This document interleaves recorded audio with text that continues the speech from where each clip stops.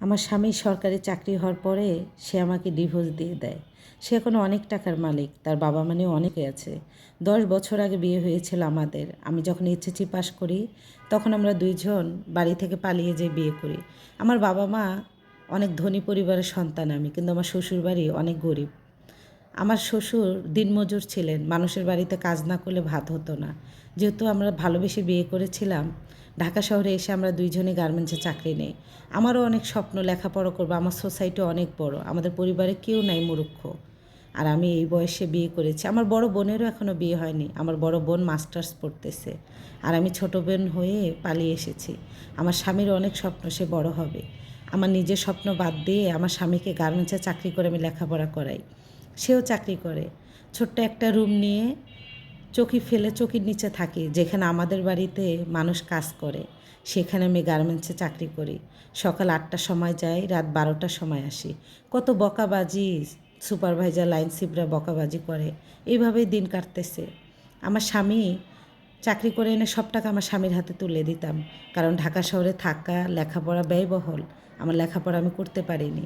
আমার মা বাবা আমার সঙ্গে ভালোভাবে কথাও বলতো না। আমার বাবা মা মনে করতেন আমি তাদের সন্তানই না, কারণ তাদের অবাধ্য হয়েছে। আমার বাবা খুবই রাগী লোক, এজন্য তাদের সঙ্গে আমি যোগাযোগ করি না। আমার স্বামী এখন মাস্টার্স কমপ্লিট করেছে, তার চাকরি হয়েছে। চাকরি হওয়ার পরেই যে সে যখন জানতে পারে তার চাকরি হয়েছে, আমাকে জানানো বাদ দিয়ে সে গ্রামে চলে যায় তার বাবা মার কাছে। আমিও জানি চাকরির জন্য সে অ্যাপ্লাই করেছে, আমি নিজেই ছিলাম, কিন্তু তার যে চাকরি হয়েছে এটা আমি জানি না। কারণ আমার হাতে তো একটা অ্যান্ড্রয়েড ফোনই নাই, আমার বাটন ফোন। আমার স্বামী বলে অ্যান্ড্রয়েড ফোন পেলে মেয়েরা খারাপ হয়ে যায়। আমি তার কথাই মেনে নিয়েছি। শ্বশুরবাড়ি চলে যায়, তার যোগাযোগ করতে পারছিলাম না, ভয় পাচ্ছিলাম আমার স্বামীকে কেউ কি গুমি করে দিল। বাবা মার প্রতি আঙ্গুল উঠতেছিল, কিন্তু না, বাড়িতে যে জানতে পারে আমার স্বামী গ্রামে চলে এসেছে। শ্বশুরবাড়িতে যে বললাম, কি হয়েছে আপনার ছেলের, যোগাযোগ করে না, ফোন নাই। আমি তো অনেক ভয় পাইছি, ঢাকা থেকে চলে আসলাম। আমার শাশুড়ি আমার সাথে কথা বলতে চায় না।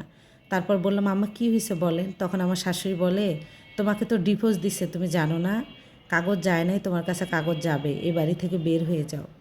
চোখের পানি চলে আসছে। কি বলে আমার স্বামী, 2 দিন আগ থেকে পাচ্ছি না, 2 দিনে আমাকে কিভাবে তালাক দিল। শ্বশুরবাড়ির মানুষের কথা শুনে মিথ্যা ভেবেছিলাম, স্বামীর জন্য অপেক্ষা করতেছিলাম, শ্বশুরবাড়ি থেকে যাইনি। শ্বশুর শাশুড়ি খারাপ ব্যবহার করতেছিল, বাধ্য হয়ে বাবার বাড়িতে যে আছি। সকালে দুপুরে রাত্রে সব সময় আসি, স্বামীর জন্য বসে থাকি কখন আসবে। আমার শ্বশুর শাশুড়ির কথা বিশ্বাস করি না। এক পর্যায়ে বিচার সালিশ হয়। আমি বলি আমার স্বামীর মুখে আমি শুনতে চাই, তাদের কথা বিশ্বাস করি না। আমার স্বামী আসে, গণসমক্ষে বলে আমার সঙ্গে সে সংসার করতে চায় না, আমি তার জীবন নষ্ট করেছি, অনেক ঝগড়াঝাঁটি করেছি। তাকে বললাম, সব স্বামী স্ত্রীর ভিতরে ঝগড়াঝাঁটি হয়, এত বছরে বিয়ে, তুমি আমাকে মাফ করে দাও, আমি জীবনও করব না।